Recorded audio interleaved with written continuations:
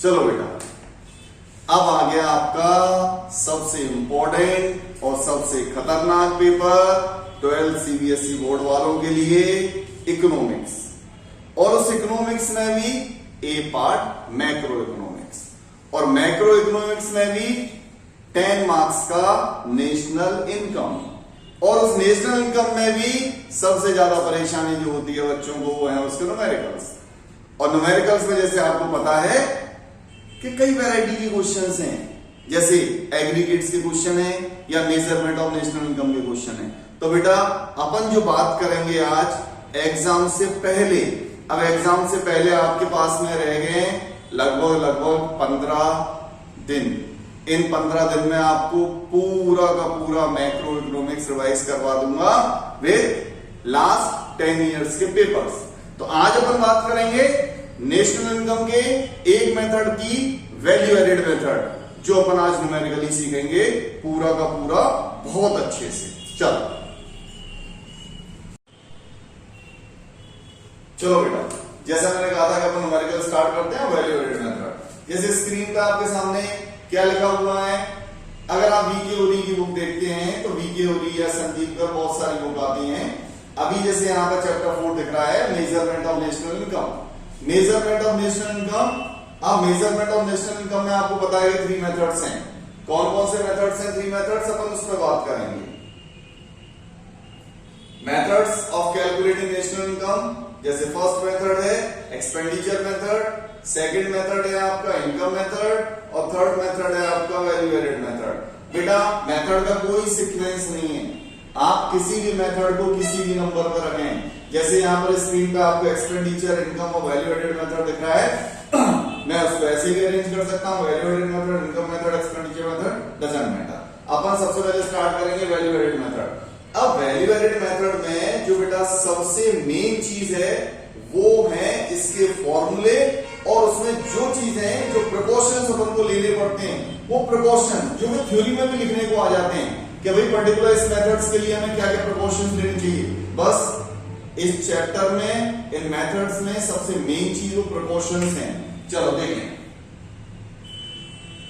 आपके सामने लिखा हुआ है वैल्यू एडेड मेथड।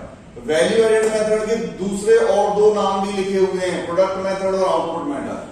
अब बेटा सबसे पहले ध्यान रखना, अगर आपने ये मेथड पहले पढ़ रखा है तो इसका मतलब इससे पहले आपने एग्रीगेट्स जरूर पढ़ रखे होंगे, और एग्रीगेट्स का आना हमें बहुत जरूरी है, तभी जाके अपन इन मेथड्स को सीख पाएंगे। सबसे पहले अपन देखें कि अगर अपन वैल्यू एडेड मेथड को अप्लाई करते हैं तो बेटा ये वैल्यू एडेड मेथड आपको निकाल के क्या देगा?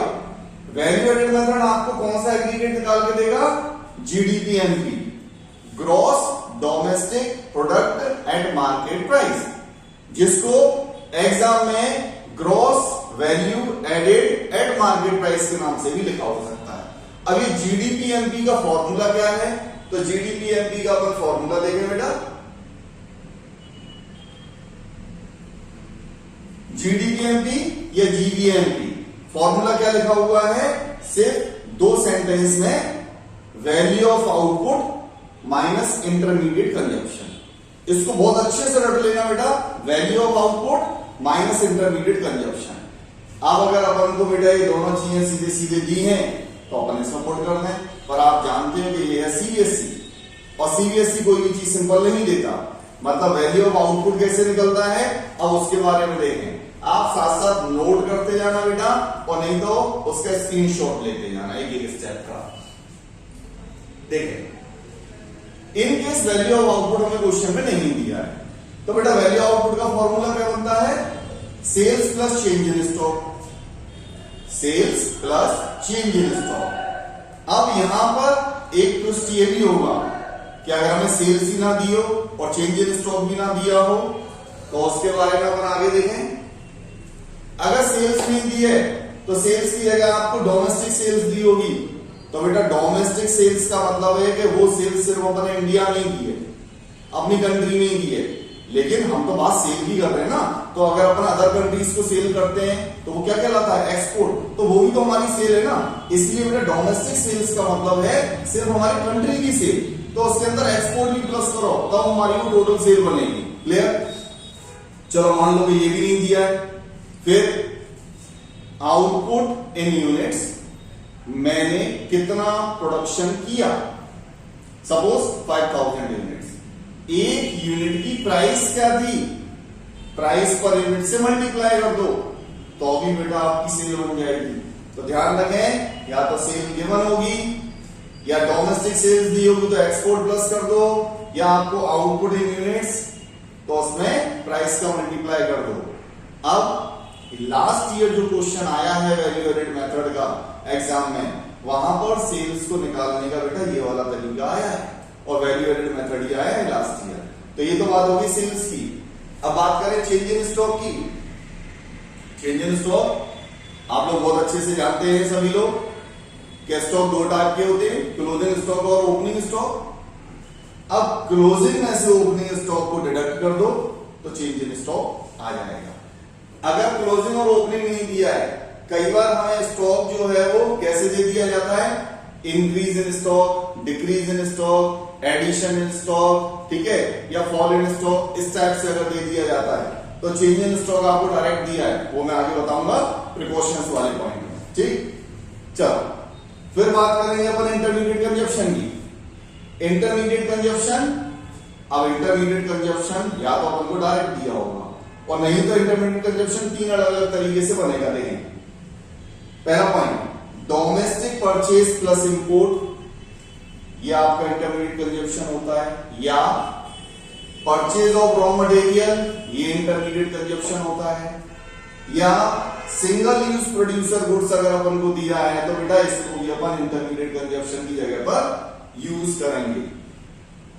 इसका आप स्क्रीनशॉट ले लें, ठीक है बेटा। ये आपके हैं फॉर्मूले। अब इन फॉर्मूले से रिलेटेड भी कुछ एक्स्ट्रा चीजें आ सकती है, प्रिकॉशंस, अब वो दिखाऊंगा जो सबसे इंपॉर्टेंट है आपके लिए। First note, power, electricity charges also part of intermediate consumption, so it will be added in intermediate consumption। अगर आपको पावर, इलेक्ट्रिसिटी चार्जेस दिए हुए तो ध्यान रखना बेटा वो इंटरमीडिएट कंजप्शन का पार्ट है, उसको इंटरमीडिएट कंजप्शन में ऐड कर दो। Goods used for self consumption, अब ये एक नया वर्ड लिखा हुआ आ गया, अब बच्चे इसमें कंफ्यूज हो जाते हैं, तो क्या करना है इसका वो देखें। Goods used for self consumption, it is a part of sales, so it will be added in sales. आप उसको सेल्स में प्लस कर देंगे। अगर आपको सेल्स दी है तो ये मत मान के चलना कि इसमें सब कुछ ऐड है। Goods used for self consumption sales से अलग होता है, उसको अपन को सेल्स में प्लस करना पड़ेगा। Third step, if capital goods, capital stock is given with life, आपको कैपिटल स्टॉक या कैपिटल एसेट्स या कैपिटल गुड्स कुछ भी दिया हुआ है, इसकी हमें कोई जरूरत तो पड़ती नहीं है। ये लाइफ के साथ में दिया हुआ है तो इसकी जरूरत ये है कि ये हमें डेप्रीशिएशन निकलवाएगा। क्यों डेप्रीशिएशन? क्योंकि कई बार डेप्रीशिएशन क्वेश्चन में दिया नहीं होता तो हम उसको नील कर देते हैं। तो डेप्रीशिएशन बेटा कैसे निकलेगा वो देखो आप।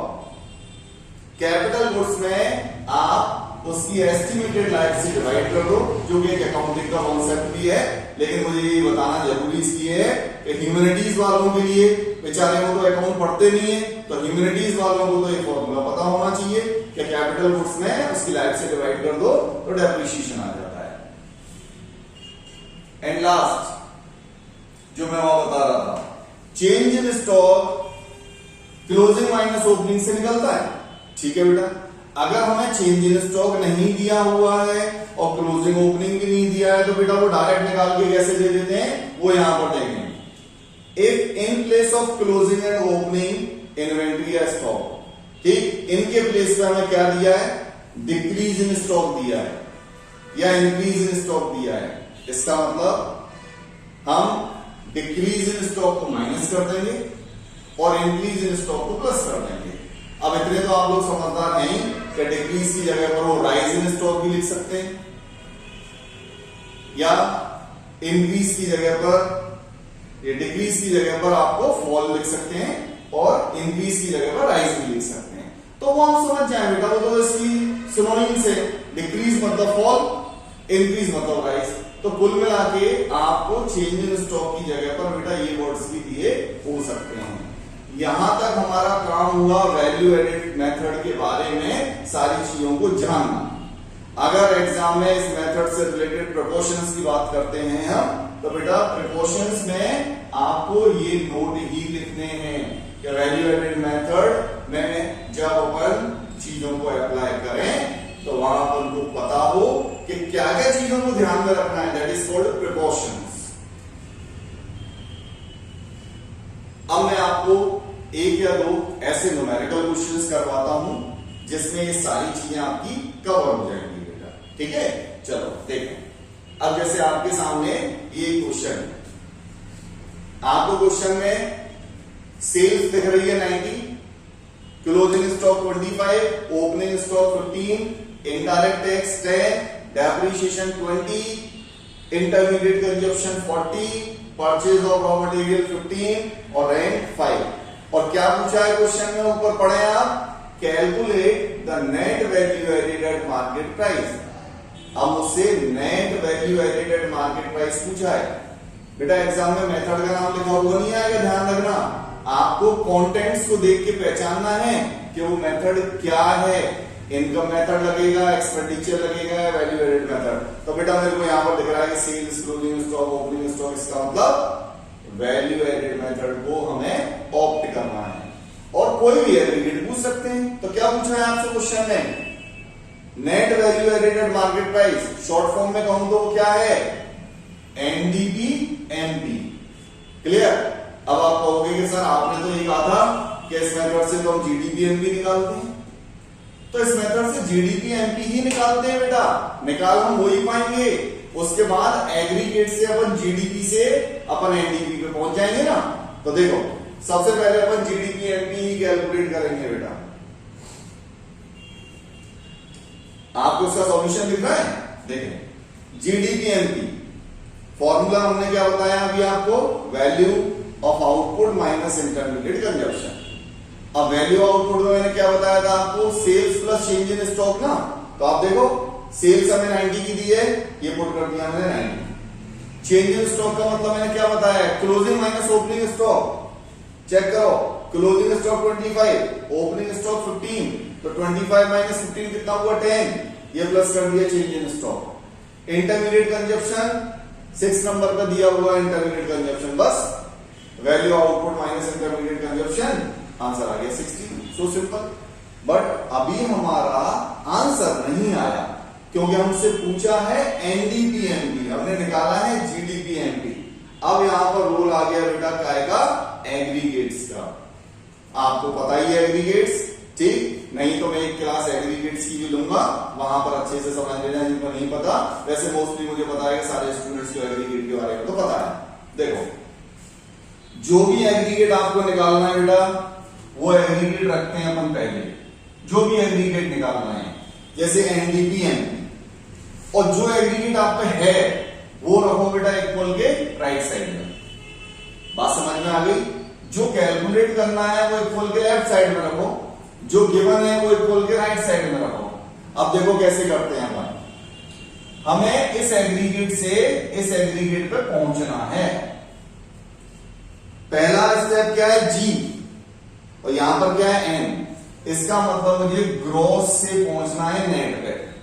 अब ग्रॉस से नेट पे कैसे पहुंचते हैं, ग्रॉस से नेट पे पहुंचते हैं डेप्रिसिएशन को माइनस करके।